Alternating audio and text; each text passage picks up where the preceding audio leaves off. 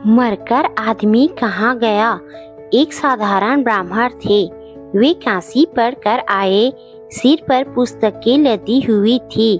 शहर से होकर निकले तो वर्षा आ गई।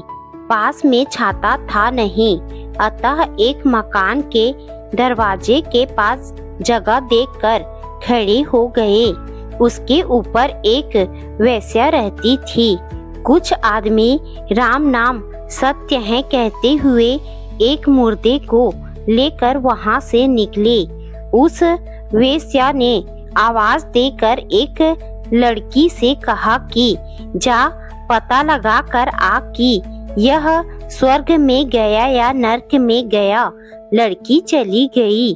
पंडित जी ने सुना तो वहीं ठहर गए कि ऐसी कौन सी विद्या है जिससे मरने वाले का पता लग जाए कि वह कहाँ गया। थोड़ी देर में वह लड़की आई और वेश्या से बोली कि यह तो नरक में गया। इतने में दूसरा मुर्दा आया तो वेश्या ने फिर लड़की को भेजा। लड़की ने आकर कहा कि यह तो स्वर्ग में गया। पंडित जी ने विचार किया कि मैं इतने वर्ष काशी रहा, वहाँ कितनी पुस्तकें पढ़ी, पर यह पता नहीं लगता कि मरने वाला कहाँ गया। यह विद्या तो मेरे को सीखनी चाहिए। पंडित जी मकान के ऊपर चले गए। वेश्या ने देखा तो पहचान लिया कि यह मेरा ग्राहक तो है नहीं। उसने पूछा कि यहाँ कैसे आए। पंडित जी बोले, माता जी मैं वेश्या बोली।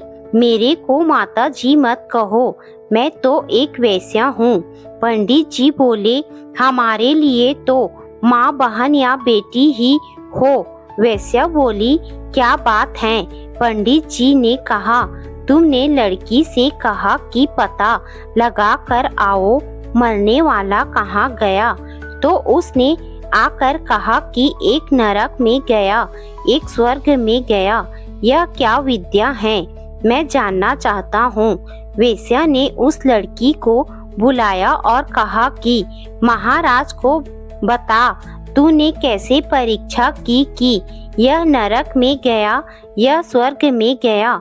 वह कहने लगी कि महाराज वे मुर्दा लिए जा रहे थे तो मैंने उनसे पूछा कि यह कहाँ से आया है, किस मोहल्ले का है।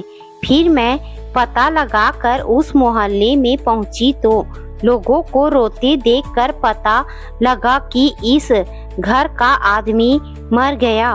उनके पड़ोसियों के घर जाकर सुना तो लोग कह रहे थे कि वह आदमी मर गया तो हम निहाल हो गए। वह सबकी चुगली करता था, चोरी करा देता था, लड़ाई करा देता था, झूठी गवाही देकर फंसा देता था। बहुत दुख देखा था। मर गया तो बहुत अच्छा हुआ, आफत मिटी।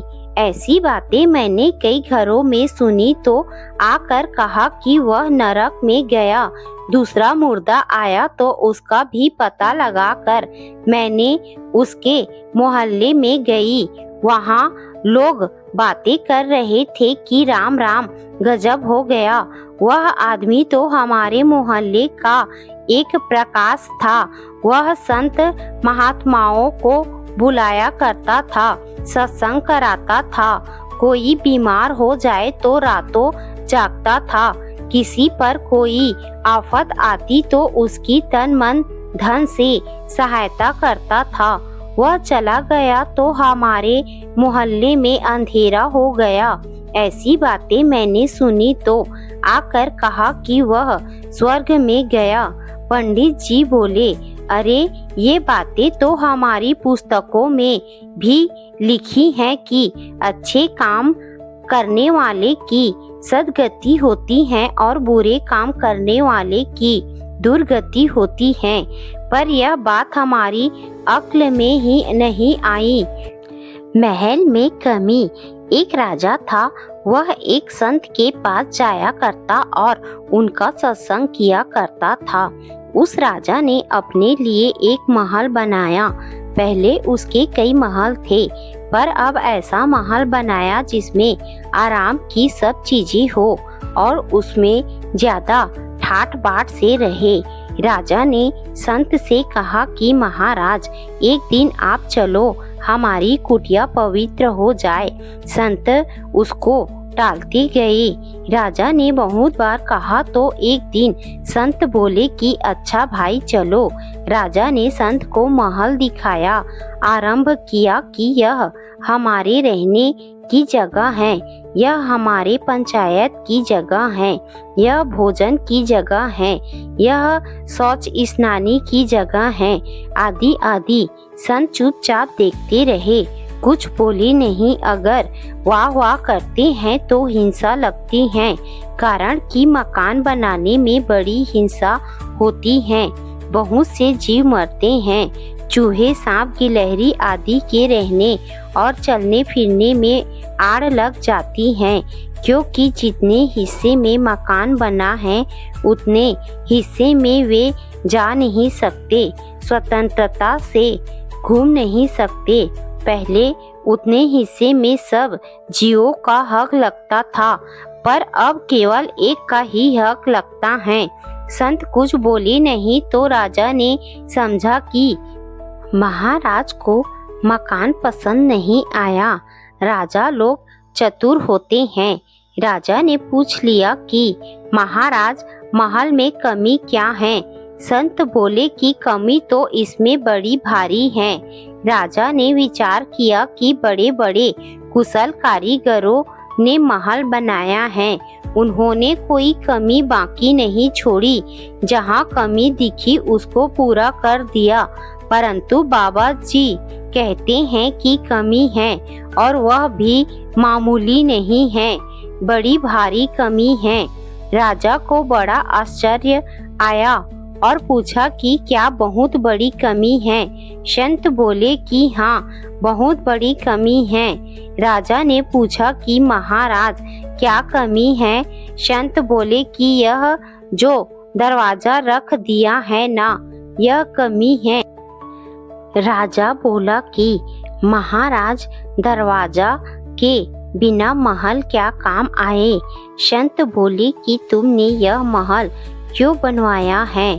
राजा ने कहा कि महाराज, मैंने अपने रहने के लिए बनवाया है।